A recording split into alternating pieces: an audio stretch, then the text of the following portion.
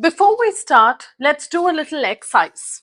Look around you and see how many plastic items are there with you.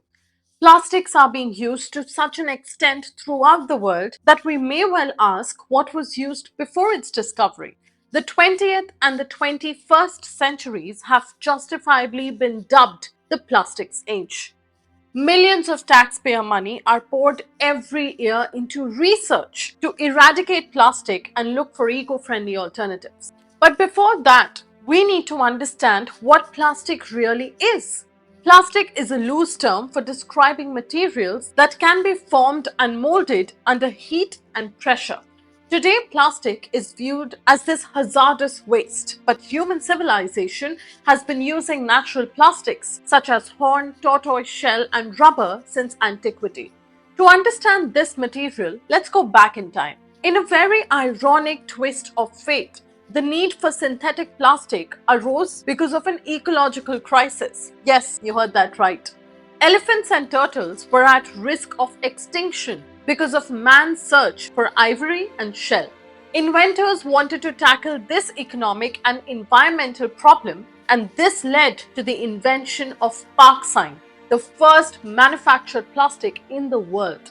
In 1863, a newspaper ad in New York offered a handsome fortune, $10,000 in gold, to anyone who could come up with a suitable alternative for ivory. 6 years later, John Wesley, a young man in upstate New York, read the ad and ran an experiment that resulted in a whitish material that had the consistency of shoe leather but the capacity to do much more than that. This was a malleable substance that could be made as hard as horn. It shrugged off water and oils. It could be molded into any shape and pressed paper thin. Now, this was something new for people around the world. It was created from a natural polymer, the cellulose in cotton, but had a versatility that none of the known natural plastics possessed. The material was dubbed celluloid, meaning like cellulose. But how did plastic become so famous? The 20th century saw the introduction of entirely synthetic plastics. Belgian chemist Leo Baekeland discovered the first fully synthetic and durable plastic in 1907, Bakelite. Now, Bakelite had a dark brown, wood-like appearance, but could be mass-produced. It could be molded and machined into nearly anything. From then on, labs across the world started producing a surge of new materials. Cellulose acetate, a safer alternative to celluloid. Polystyrene, a colorful and clear plastic, were introduced. Nylon revolutionized artificial silk, captivating markets worldwide. When the first nylon stockings were introduced, as lustrous as silk and strong as steel, women across the world fell in love with it. British chemists discovered a moisture-proof polymer, crucial for packaging. Plastics advanced further with non-stick surfaces like Teflon and bullet-resistant fabrics like Kevlar. Then came thermoplastics, capable of melting, solidifying, and freezing, accounting for 90% of plastic production today. Now, all this proved one thing, that the plastics industry had the ability to synthesize anything and everything. Everyone wanted plastic, from the common people to Queen Mary of Britain. In 1915, when the Queen saw products made from casein plastic at the British Industries Fair, she ordered several pieces of jewelry to be made from it. In 1916, when Rolls-Royce began to use phenol formaldehyd, which is a kind of synthetic polymer, in its car interiors, it was something for the automobile company to boast of.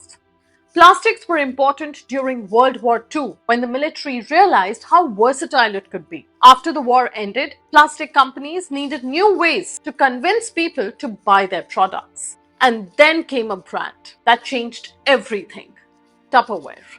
A brand that used new plastics to keep food fresh for longer. Tupperware's airtight and watertight containers found a way in every household in the world. The world fell in love with plastics without worrying about the consequences. Every day, the list of items produced from plastic increased because of low production cost, accessibility, durability, and public demand. During the 1960s, the world started producing 400% more plastic. And by 1979, the world was producing more plastic than steel. As plastics were stacking up, so was the garbage. In 1987, a ship nicknamed the Garbage Barge made headlines after it wandered the shorelines for months looking for a place to dump its garbage. Slowly, people around the world began to realize that we live on a finite planet and that the throwaway lifestyle can actually choke the planet. Several advertisements came to the fore, including the popular crying Indian ad. The ad talked about People start pollution, people can stop it. while ads like these encouraged people to clean up waste, plastic producers or plastic makers were still producing the toxic material. Plastic production was increasing, but the world did not have the right infrastructure to manage it. And sadly, we still don't. At present, only about 1/5 of our plastic is recycled. By 2050, the global production of plastic will triple. It will be a plastic boom. At such a time, there are some questions that we must ask ourselves. Can we stop this disaster? Can we mitigate the impacts of the plastic items that are already in use?